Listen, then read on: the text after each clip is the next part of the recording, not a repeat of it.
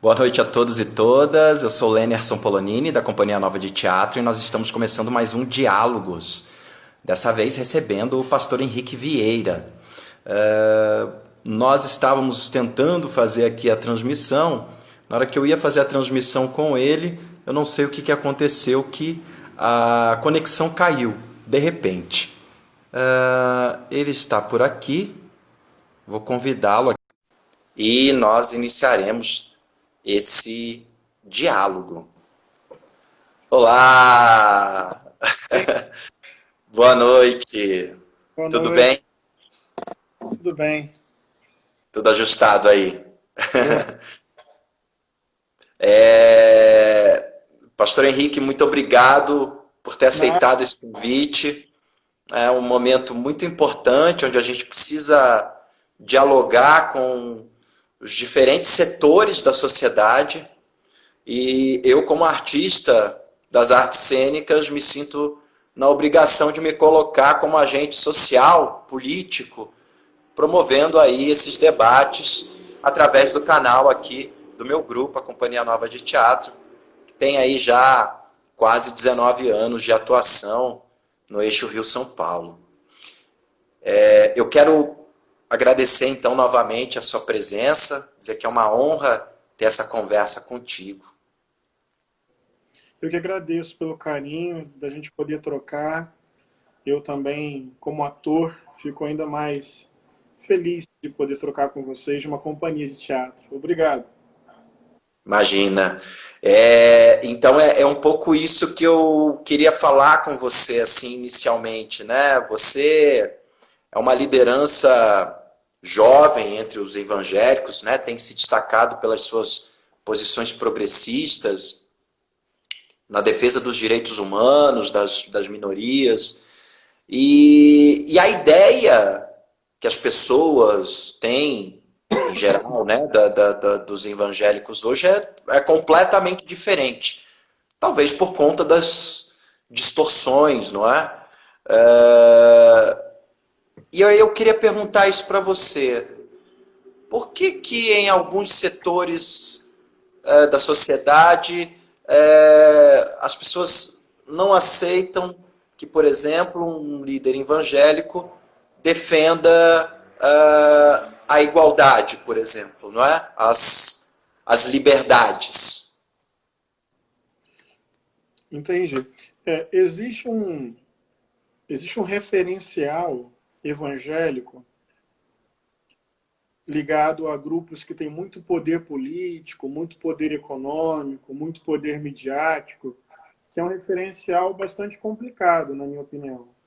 Um referencial conservador, um referencial, muitas vezes, ultrafundamentalista, que não Hum, celebra a diversidade, que não respeita princípios da democracia, que carrega uma pauta, muitas vezes, LGBTfóbica, por exemplo, de não valorização de outras experiências religiosas.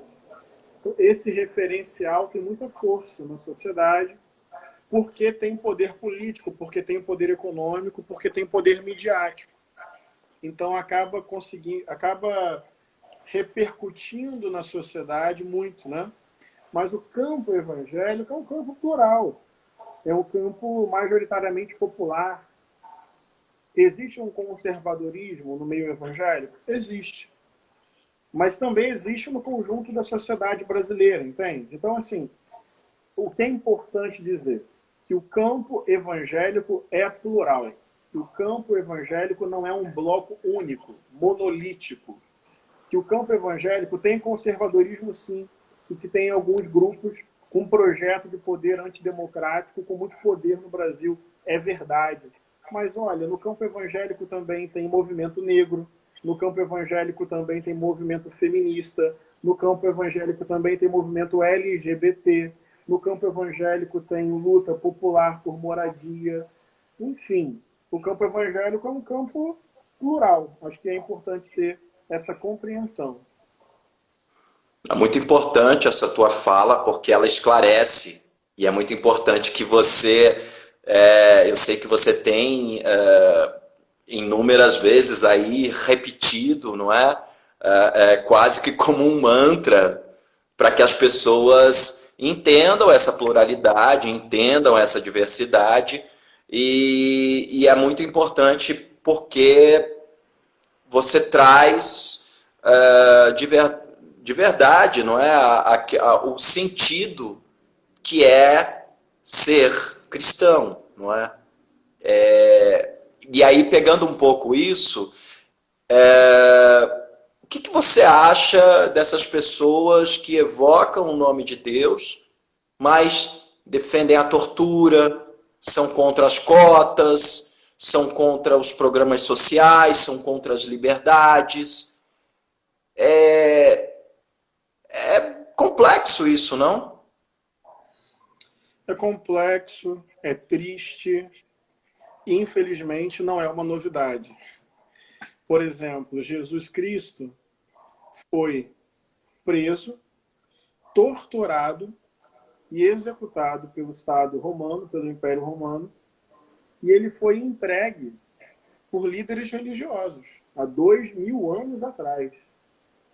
Entende? Então, assim, já faz tempo que, infelizmente, a narrativa religiosa é capturada por uma lógica de dogma, de uma verdade absoluta e inquestionável.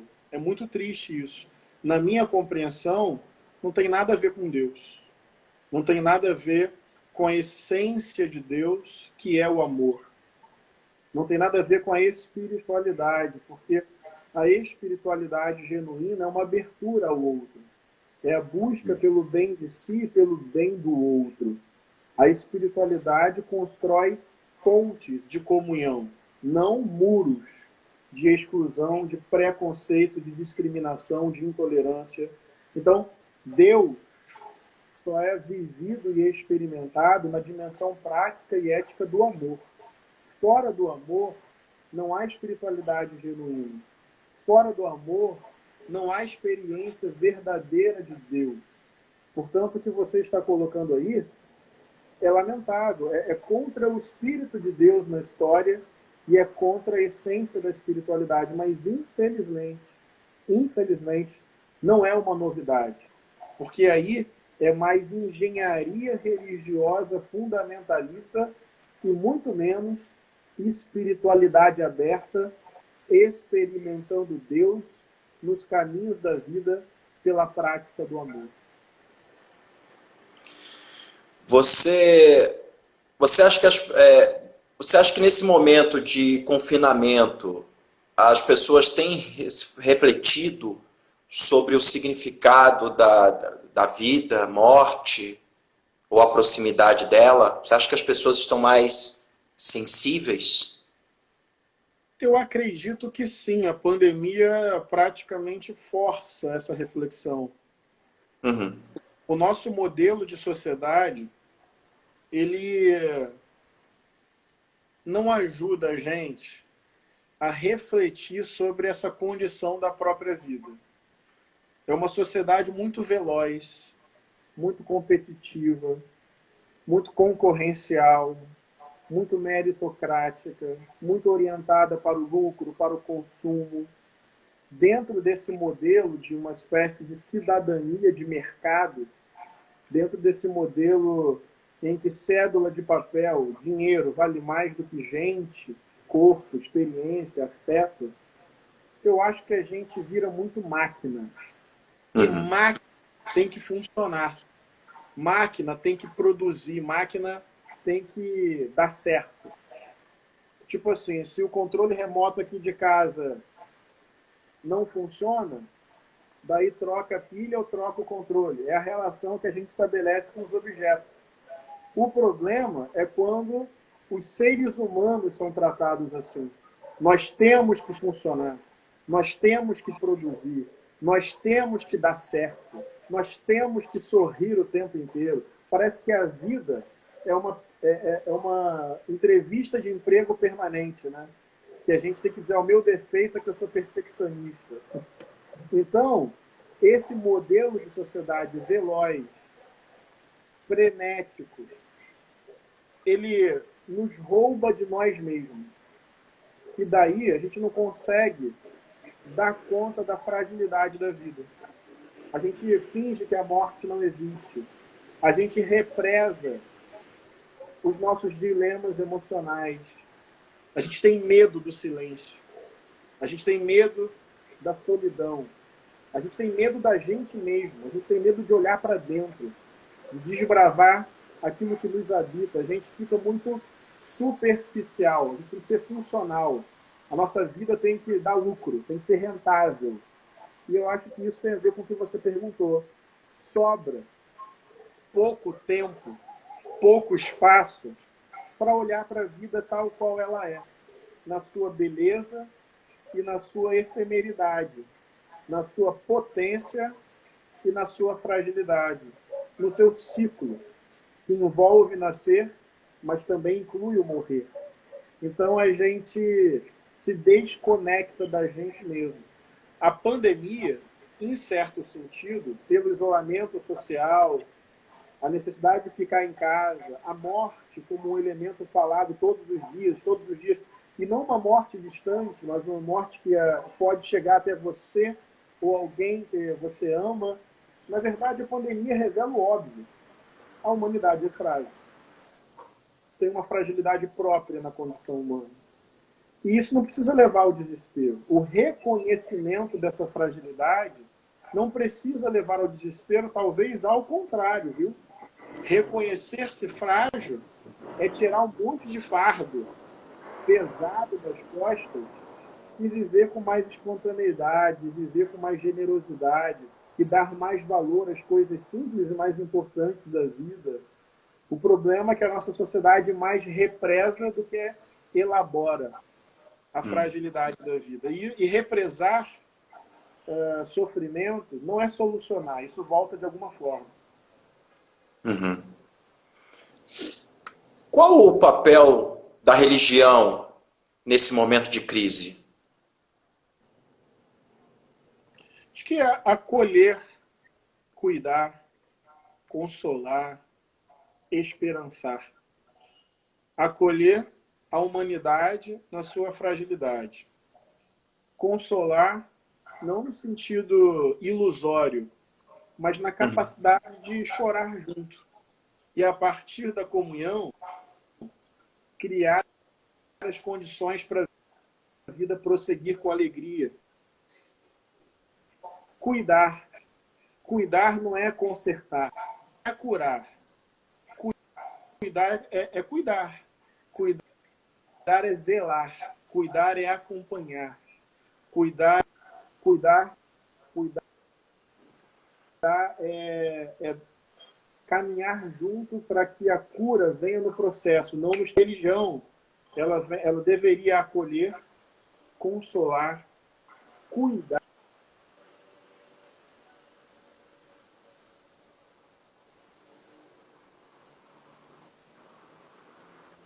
Você me ouve? Agora sim. Você me ouve? Agora sim. A religião deveria consolar. Tadinha aí. Isso.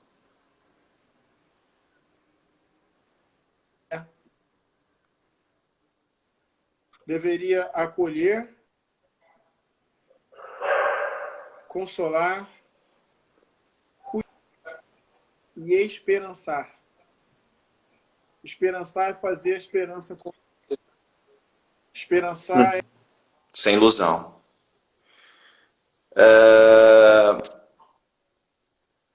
Como você vê as relações pós-pandemia? Durante também, né? Durante, mas principalmente pós, assim, pensando como é que seria. Você acha que seremos mais solidários?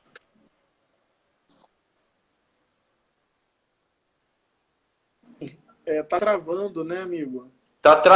Então, aqui eu tô vendo minha imagem, tá tudo certo, mas tá travando do seu lado aí.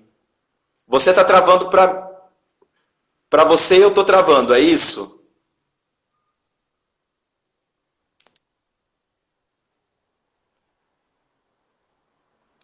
Pronto. Tudo certo aí? Tá me ouvindo? É, Tá me ouvindo e tá me vendo tô te bem? ouvindo bem agora. Você me ouve? Eu continuo travando. É a sua imagem que está travando. Você quer sair e voltar novamente?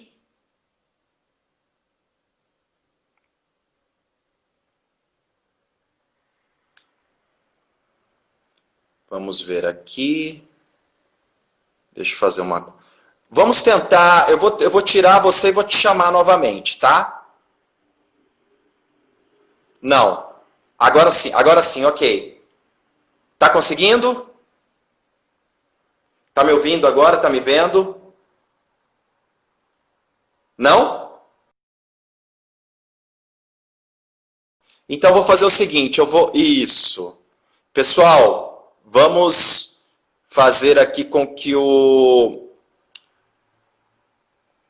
Pastor Henrique ele volte novamente. Isso acontece, tá, gente? Tecnologia, sexta-feira, horário de pico. Então, possivelmente, né, em algum momento aí nós vamos ter esse problema de congestionamento na rede.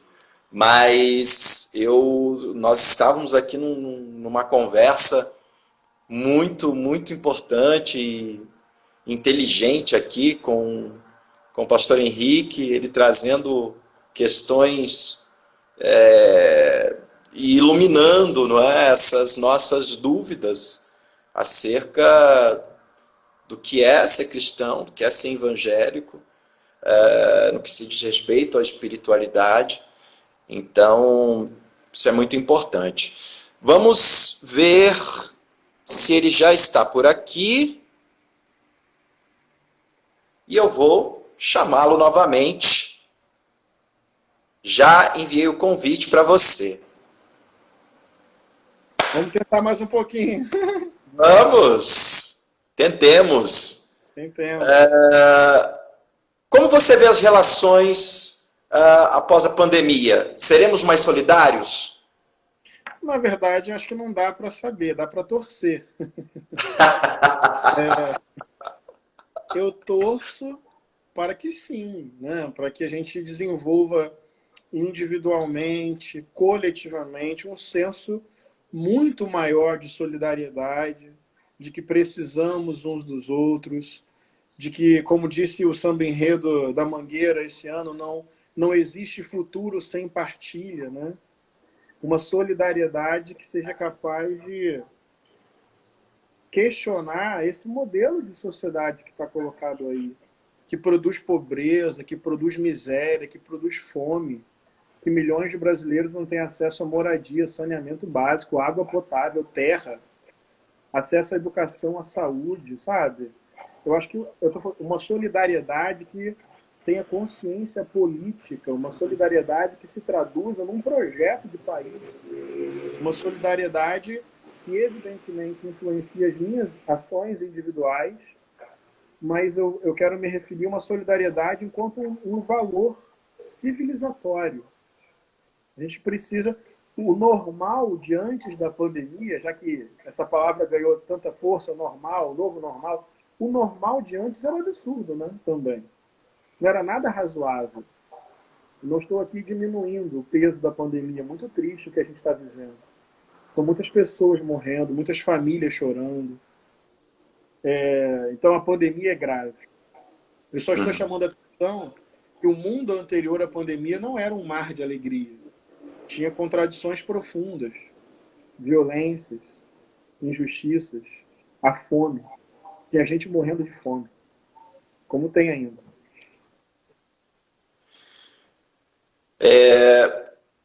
Você é ator, poeta. Como a arte entrou na sua vida e como isso se mistura com a religiosidade? Acho que a arte nos habita. Então, quando eu entrei na vida, a arte entrou em mim. Colocar dessa forma, assim. A arte compõe a paisagem da vida, o caminho da vida. Agora, eu me encontrei com a arte em 2015, quando eu fui fazer um curso de palhaçaria, um curso livre de verão de palhaçaria na CAL, Casa das Artes das Laranjeiras, aqui no Rio de Janeiro. Mas era um curso despretensioso, só queria aproveitar as férias. Só que eu me apaixonei completamente, perdidamente, pelo teatro, pela palhaçaria. Daí eu fui estudar teatro, fui fazer curso de teatro, mas era algo despretensioso que se tornou uma paixão irrefreável. Eu me descobri. E tem uma dimensão de espiritualidade profunda na palhaçaria e no teatro, porque é tudo muito sagrado. Tem uma ancestralidade, tem uma valorização do corpo, tem uma busca pela verdade, tem um desapegar do ego, das defesas, para você, na vulnerabilidade, se reinventar. O nariz de palhaço é a menor máscara que existe, porque não é para esconder. O nariz de palhaço é para revelar. Então, é a autorização para eu brincar comigo. É a autorização para eu não interditar o meu ridículo. Ou a autorização para eu fazer do meu ridículo a minha virtude. Para eu cair e fazer da minha queda uma dança. Então, enquanto o fundamentalismo religioso, por exemplo, é um instrumento que interdita o corpo, silencia o corpo, persegue os afetos, é inimigo do desejo, castra a liberdade, rouba a espontaneidade, padroniza o comportamento, o teatro é explosão, é intuição, é liberdade, é disciplina também, mas é uma disciplina que visa libertar as nossas potências. Falo da palhaçaria e do teatro. Então, a arte entrou para mim como um vento de Deus, para me tirar, sabe, das culpas, dos entraves, das interdições do conservadorismo religioso. E poder ver Deus na brincadeira, poder ver Deus no erro, na contradição, na fraqueza, na lágrima, no ridículo. Então a arte se manifestou assim para mim, como um sussurro divino. Você tem uma peça, né, em repertório. Conta um pouco assim sobre essa experiência e como isso também, para você, ela tem um poder evangelizador? Tem. Evangelizar para mim não é aumentar o número de cristãos. Evangelizar para mim é expressar o amor de Deus. E o amor de Deus não cabe numa igreja. E nem é monopólio do cristianismo, né? Não é propriedade do cristianismo. Então, evangelizar para mim é isso. Nesse sentido, a peça é evangelizadora. Porque ela, de maneira muito singela, de maneira muito como uma contação de história, com personagens, memórias da minha vida, ela mostra o amor. O amor como uma ética, o amor como uma escolha, o amor como uma decisão, o amor como um cuidado consigo e um cuidado com o próximo, o amor que não fica quieto diante do racismo, o amor que não fica quieto diante da injustiça econômica, o amor que se rebela, que se revolta contra dispositivos de opressão. Então, de maneira muito lúdica, teatral, cênica, é quase como uma contação de história, a peça O Amor como Revolução leva esses sinais de amor para quem vê, para quem acompanha. Que maravilha! O teatro ele tem essa força, né? Ele tem essa força da comunicação, da relação, do acesso ao outro, não é? E isso é uma força para nós agora, nesse momento de confinamento, é um sentimento que a gente sente muita falta. Estar com o Total. público, conversar com o público, trazer, não é, todas a força e a dimensão poética que a arte, que o teatro proporciona e toca, né, nas pessoas. Isso tem sido, mas também, né, ficar hospedado temporariamente nas redes e promover essas conversas, essas lives, essas experiências teatrais que estão acontecendo também, tem se mostrado também uma experiência, talvez não a ideal, mas tem se mostrado uma experiência eficaz no sentido de manter a chama acesa, né? Existe um fogo divino no teatro. Sim. E esse fogo divino, ele está dentro de nós, né? Com certeza. Pensando contemporaneamente em Jesus Cristo, pensando nesse lugar de tanta confusão no que se diz respeito à fé, como você acha que as pessoas entendem o Cristo hoje? É uma pergunta difícil. Eu Eu acho sou de que teatro, eu sou provocador.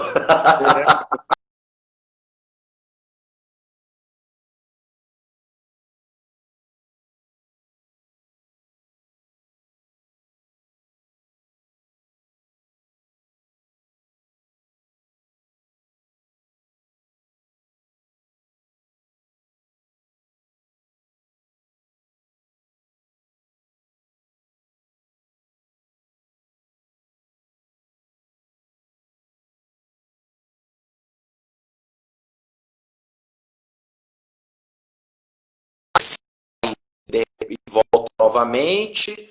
Ou se. Ah, tá aqui! Que maravilha! para mim você travou. Eu travei para você também? É o contrário, né? Que loucura, hein? Esse mundo é muito É um louco, hein? espelho. É um espelho. Vamos lá. Existe uma leitura a respeito do Cristo que é uma leitura fruto desse modelo colonizador, lista, patriarcal, racista. Existe aí uma leitura sobre o Cristo que nada tem a ver com o Evangelho, que nada tem a ver com das Escrituras. Pessoas leem Cristo, eu não sei responder. Eu sei que existe um ambiente social, político e histórico que identifica um Cristo ou constrói uma imagem de Cristo muito distante da imagem do Evangelho. Porque Jesus, o Jesus do Evangelho é um Jesus do amor ao próximo. O Jesus do Evangelho é o Jesus da celebração da diversidade. Ele é o Jesus em que o perdão, o Jesus sim, o acúmulo de riquezas. O Jesus do Evangelho critica os líderes religiosos por causa do seu moralismo vazio e insensível ao humano. O Jesus dos Evangelhos é insuportável para essa visão hegemônica sobre Jesus. Não sei se eu estou me fazendo entender. Sim, Eu sim, identifico claro. que existe uma leitura hegemônica sobre o Cristo, que é uma leitura derivada dos espaços de poder, de riqueza e de privilégio. E que essa leitura contradiz o testemunho bíblico. Essa leitura Escritura contradiz os relatos do Evangelho. Cristo que nada Cristo do Evangelho. Agora, como as pessoas veem Cristo, daí tem múltiplas e diferentes respostas ao longo da história. Que desafio! Agora eu estou travando de novo a imagem. Sua conexão está boa? Ai, E agora? Deus do céu. Tá indo, a gente está indo. Pela fé. Vamos, temos. Vamos lá. Estava falando sobre a questão do Cristo, que o Cristo ele denunciava o acúmulo de riqueza, ele denunciava os falsos líderes, os falsos profetas, não é? Sim, o Jesus do Evangelho, você me ouve? Ouço. O Jesus relatado nos Evangelhos é periférico, é popular, é enraizado nas lutas do povo, tem compaixão, tem misericórdia, quebra preconceito, não reproduz a violência, não devolve mal com o mal. O Jesus do Evangelho coloca o perdão acima da vingança. O Jesus do Evangelho rejeita a vingança. O Jesus do Evangelho anda com os pobres, denuncia os ricos. O Jesus do Evangelho anda com as pessoas estigmatizadas moralmente, socialmente, religiosamente. Você não quer colocar na conexão 4? Você está na 4G? Sua conexão? Eu já mudei do Wi-Fi para 4G. Os dois trabalham. Porque eu, por exemplo, eu tô muito bem aqui, assim. Eu acho que a minha conexão ela tá boa. Tô aqui perto da conexão. Sabe, eu também. Eu acho que o problema pode estar no meu aparelho de celular. Uhum. Eu estava numa reunião antes, usando o computador. Funcionou perfeitamente, não falhou em nenhum momento. Usando Wi-Fi. Daí veio para o celular, começamos a live aqui e começou a travar. Começou a travar. Para 4G, continua travando. Por isso eu começo a suspeitar que pode ser algum problema no meu aparelho, no software do aparelho, não sei. Você acredita que a revolução virá através do amor? Acredito. O amor ético, o amor político comunitário. Não o amor como um sentimento romântico privatizado, circunscrito a um casal ou a uma casa. Não. Esse amor sentimentalista burguês não me interessa. Eu acredito no amor enquanto uma ética política comunitária que vai transformando a realidade para que as pessoas sejam mais plenas e mais potentes. Então, o amor tem tradução política. É antipatriarcal. O amor se rebela contra a injustiça econômica, a concentração de riqueza e a produção de pobreza. Esse amor é revolucionário. É o amor que está no universo da casa, mas se destina à rua, à praça. Tem uma tradução pública, entendeu? Esse amor, para mim, é um fazer político que transforma a realidade e que abre caminhos de ruptura, de transformação, caminhos revolucionários. Nesse sentido, eu vi aqui um trecho de uma fala de uma entrevista que você deu para um dos veículos de comunicação, referente justamente ao controle dos corpos, né? Que as pessoas ficam muito mais chocadas com duas pessoas do mesmo sexo se beijando do que com uma pessoa passando fome na rua, né? Então e é muito discrepante isso.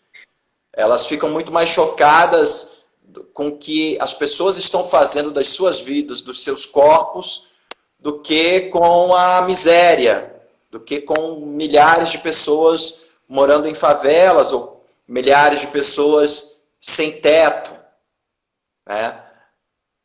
Como é que você vê essa medida de peso referente aos valores? Jesus, você me ouve? Ouço. Jesus chegou para os líderes religiosos lá da época, que ele disse assim: vocês não deixam passar o mosquito, mas vocês engolem o camelo. Ele estava dizendo assim: vocês se especializam no que é desimportante. Vocês não deixam passar o mosquito, mas vocês fracassam no que é essencial. Vocês se especializam em algumas regras, mas deixam de amar o próximo. Entende? Ou seja, é uma inversão completa de prioridade, só sustentada com muita hipocrisia, com muita anestesia da própria consciência. Porque duas pessoas do mesmo sexo se beijando voluntariamente é a manifestação da liberdade, do afeto, do amor. Qual é o problema? No que isso ofende? Só que esse moralismo religioso tem problema com o amor, tem problema com a realidade da liberdade e da espontaneidade das pessoas. E aí cria essa inversão completa, né? Porque, fica, conforme você colocou, fica em silêncio diante da injustiça, da pobreza, da fome, da miséria, da violência, mas se prioridade das pessoas. Entendeu? Então é um contrassenso. É uma hipocrisia.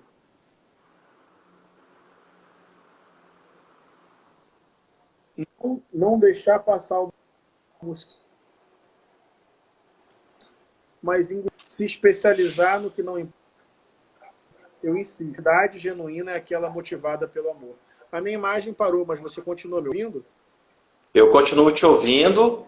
Sua imagem travou. Deixa eu ver aqui se eu tirar os comentários, se de repente melhora. Vamos lá, desativar comentários.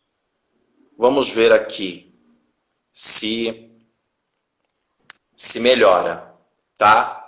Pessoal, então estou aqui momentaneamente desativando os comentários. No final eu ativo novamente. Vocês acompanham a gente aqui para que a gente possa terminar aqui a transmissão. Nós temos aqui mais alguns minutos e vamos tentar fazer aqui mais algumas perguntas para o pastor Henrique Vieira. Tá tudo bem agora? Você me vê? Me ouve? Sim, mas continua muito instável, né? Continua muito instável. Não sei se vale a pena a gente continuar esse bate-papo outro dia. Eu tento usar o aparelho da minha companheira, que ela não está aqui agora, senão eu já até utilizaria para ver se rende com mais qualidade, né? Está travando demais. Está travando demais, né? Então a gente pode tentar, indo aqui para o final, né? Eu estou falando só porque eu fico preocupado as pessoas não estarem acompanhando. Claro, né? claro. É uma pergunta que eu fiz para a Monja Cohen, para o padre Júlio Lancelotti também, e quero fazer para você, né? Neste cenário de incertezas e desesperança, eu gostaria de te perguntar: o que é Deus, pastor?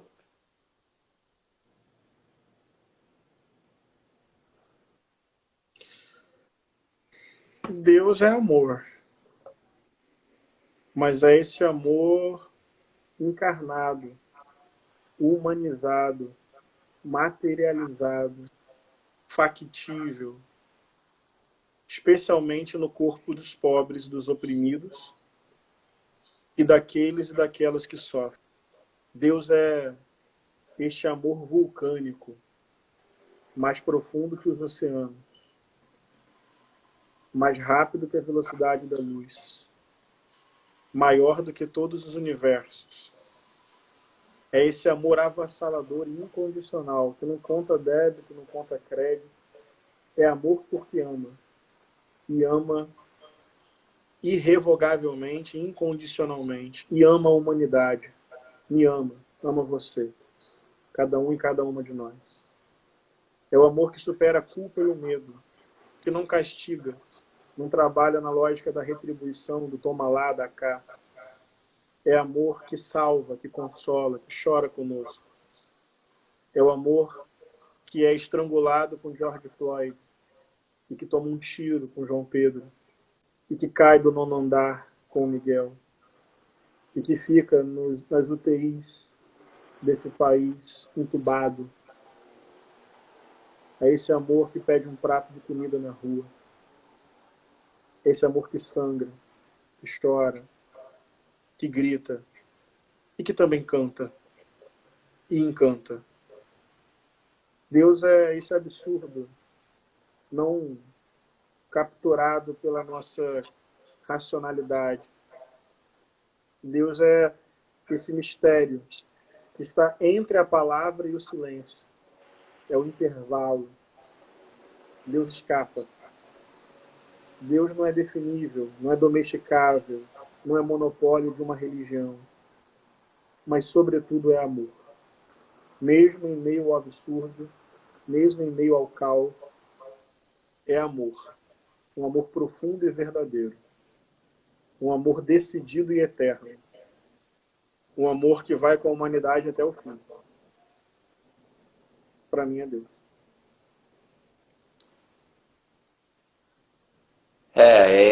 E essa totalidade, muito bonita as palavras, né, que você traz e nos toca profundamente. A questão política é uma questão que tem te acompanhado na sua luta, na sua militância, né? Pode-se dizer que hoje você é um militante religioso, político, e as pessoas questionam, né? Política e religião não se misturam. Mas como aceitar os absurdos? Como aceitar a desigualdade? Como compactuar com todo esse mal e como não se manifestar diante desses horrores? Então, eu queria te perguntar, é importante que a gente se manifeste e que a gente se posicione? Com certeza. Toda religião é política. Porque religião é expressão humana e toda expressão humana é política. E política não é necessariamente partido, eleição, Estado. Política é a gestão do coletivo da vida, né? Então, assim, toda experiência religiosa é política. A questão é se ela serve aos opressores ou aos oprimidos. A questão é se ela promove justiça ou injustiça. Não tem religião neutra diante da sociedade. Neutralidade é complacência com a ordem. Se a ordem é injusta, neutralidade é complacente com a injustiça. Então, o problema é quando a religião vira projeto de poder. O problema é quando a religião quer se apropriar do Estado. O problema é quando a religião quer que todo mundo se converta e usa, inclusive, a força do Estado para isso. Isso é um problema. Quando a religião é um projeto de poder.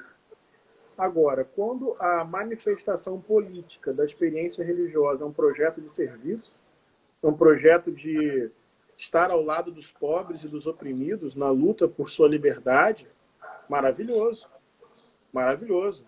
É o que você falou. Não tem a possibilidade de ficar em silêncio diante da dor do mundo, da injustiça, diante da desigualdade social, do feminicídio, do genocídio da juventude negra, do extermínio sobre os povos indígenas. Não tem possibilidade da religião ficar neutra. Se a religião é baseada no amor, E se o amor se preocupa com o outro, se importa pela vida do outro, como ficar em silêncio? Como achar que isso não tem nada a ver com a gente? Não tem como. A religião, na sua espiritualidade legítima, pede uma prática política solidária, comprometida com quem sofre e denunciando sistematicamente os opressores. Uhum. Isso é muito importante que você traga essas questões, porque as religiões, e estou falando de uma forma muito ampla, né, tem uma parte, uma prática de tirar ou tentar anular esses corpos, e os corpos no sentido mais amplo, né, a questão mesmo do pensamento. Então você não pode ser crítico, você tem que aceitar isso, ou você tem que compactuar com aquilo, porque é assim que funciona. E essa espécie de controle impede com que esses corpos pensem criticamente ou se rebelem, que é fundamental para que a gente possa construir uma sociedade mais justa, né? Ao mesmo tempo, tem um movimento muito bonito e pulsante no Brasil, que é essa convergência das religiões, não é? Quer dizer, líderes religiosos de vários segmentos conversando, organizando, participando de mesas, debates, fazendo pactos de solidariedade. Então, isso nos traz muita esperança nesse sentido, né? Quando você vê que um líder como o pastor Júlio Lancelotti dialoga com um líder, né, como você, e ao mesmo tempo está ao lado também de um muçulmano e de um budista. Então, isso também nos traz muita esperança nesse momento de obscurantismo ao qual nós estamos vivendo. Com certeza. É isso, temos que dar visibilidade a isso mesmo. Tem muitas experiências bonitas, progressistas, com ética com os pobres, com o meio ambiente, com a democracia, com os direitos humanos, diálogo interreligioso para denunciar a intolerância, o racismo, porque não é à toa que as religiões de matriz africana são as mais perseguidas na história do Brasil. Não basta falar em intolerância. Intolerância é quase eufemismo, é racismo. Então, conforme você falou, tem muitas iniciativas bonitas, plurais, potentes, solidárias, e acho que faz parte dessa disputa de sentido falar sobre isso. Que tem experiências religiosas que caminham em diálogo e em comunhão para defender valores de humanidade, de democracia, de respeito à diversidade, de partilha, de bem comum. Tem resistência, sim, tudo quanto é canto desse país. Eu fiquei muito emocionado aqui na minha conversa com o padre Júlio Lancelotti, e ele trouxe, no auge aí da sua idade, com todos os problemas da pandemia, indo para as ruas de São Paulo, o tempo todo ali socorrendo, ajudando os moradores, a população de rua. Nós também podemos ver pelas ruas grupos evangélicos fazendo trabalhos também formidáveis, grupos voluntários que vão e entregam comida, ajudam essas pessoas que estão nessa situação. Então é muito interessante ver que existe o contraponto a essa onda obscurantista, né? E pensando nisso, você acha que é possível as religiões se organizarem politicamente e dar uma resposta a essa onda totalitária que está tentando cercear os nossos direitos?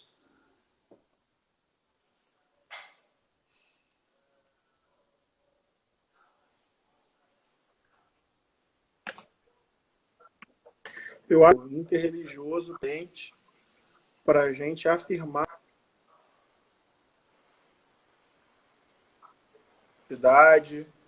Então, não somente acho possível, como acho necessário, como avalio que é urgente, né, ter esse diálogo interreligioso para defender a democracia e denunciar que o que acontece hoje no Brasil é grave, viu? Não é só a pandemia que é grave. Tem um governo aí que afronta princípios democráticos. Um governo que é uma máquina de morte, com traços autoritários e fascistas. Perigosíssimo. Então, mais do que nunca, é importante o diálogo interreligioso para defender valores, como valores democráticos mesmo. Muito bem. Bom, nós estamos chegando aqui ao final da nossa live. Eu estou vendo aqui alguns comentários. Muita gente aqui, né? O amor é revolucionário, é querer bem, é o querer bem dos mais necessitados. Isso sim é um pastor, falou tudo. Agora a transmissão está indo bem. Eu